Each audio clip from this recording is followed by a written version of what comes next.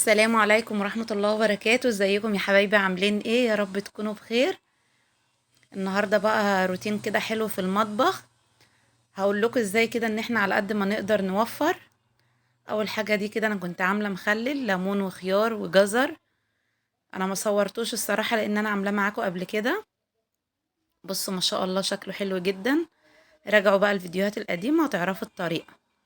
انا هنا بقى جبت فرختين، وجبت نص كيلو كبدة وقوانص، وجبت ورك على الفرختين. هقول لكم بقى هعمل ايه.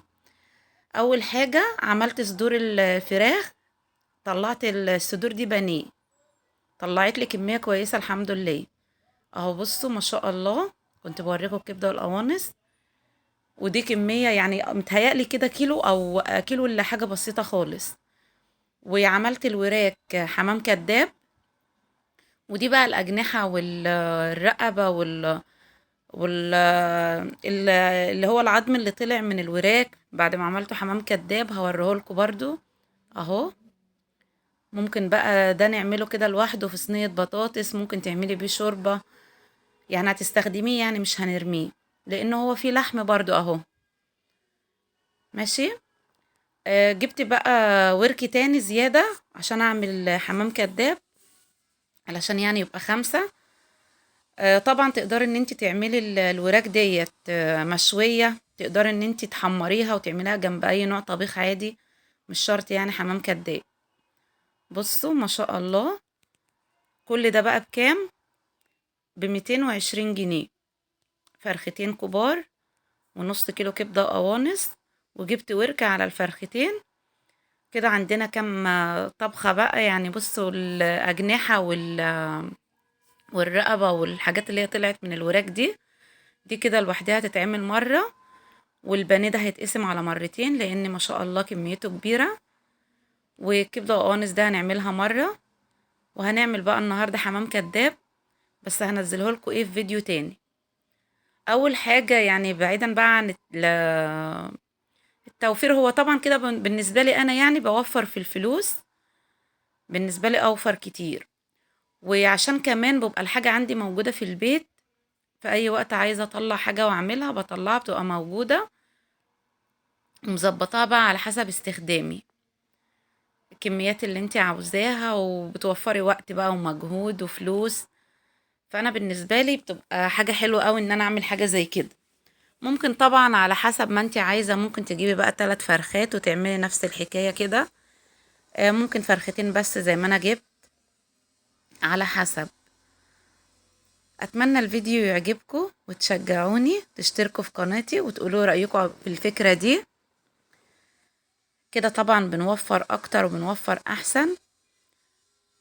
بالنسبة لي انا زي ما قلت لكم، لان انا بعمل الفرخة سليمة، فانا اللي بصراحة بتدبس في الصدر اللي انا اللي باكلها. مفيش حد عندي في البيت بياكلها غير بانيه. فكده احسن لي طبعا كتير. وهبتدي بقى ان انا اغسلهم كويس قوي. انا هنا كنت غسلاهم. عصرت بس على الاجنحة ديت ليمون وجنزبيل. وعلى الحمام الكداب. لكن طبعا البانيه والكبده والقوانص بتغسليهم كويس بس كده، ما بتعصريش عليهم حاجه. عشان ما يتهروش يعني في الفريزر وكده. وهبتدي ان انا اعبيهم في اكياس تلاجة. وزي ما قلت لكم هظبطهم كده، هظبط البانيه كده على حسب استخدامنا احنا.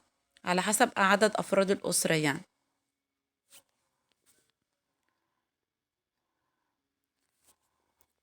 قولوا لي بقى رأيكم في الفكرة، قولوا لي مين بيعمل كده.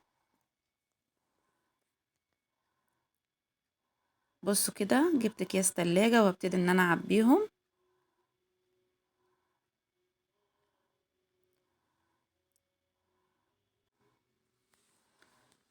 اعبيهم بقى كلهم بالشكل ده كده. واشيلهم بقى في الفريزر. وابتدي ان انا اعمل الحمام الكداب. فكرته حلوة جدا جدا للناس اللي هي ما بتحبش الحمام اللي هو الحقيقي. فكرته حلوة قوي وسهلة برضو، بتعملوا نفس الحشوة بتاعت الحمام الحقيقي. بيبقى طعمه تحفة. دي بقى الكبدتين والقناصتين بتوع الفرختين. يعني دول لوحديهم كده غير النص كيلو. دول اللي هعمل بيهم حشوة الحمام. وده برضو بصوا بقى، ده بقية العظم اللي طلع من الحمام الكذاب، والجلد اللي كان على الرقبة وكده، ودي رجول الفراخ. مش طبعا رجول الفراخ دي مش كل الناس بتحب تاكلها، بس انا بحبها انا وبنتي، بنحبها يعني من غير اي حاجة كده. بس سمعت كمان ان هي مفيدة جدا للعظم، فهي يا جماعة مش حاجة مقرفة خالص، بالعكس هي جزء من الفرخة يعني. ف دول كده هعملهم كلهم كده شوربة، علشان اعمل ملوخية جنب الحمام الكداب. وده بقى كنت بوريكم برضو المخلل. اتمنى الفيديو يعجبكم، تشجعوني وتشتركوا في قناتي، شجعوني بكومنت حلو. والسلام عليكم ورحمة الله وبركاته.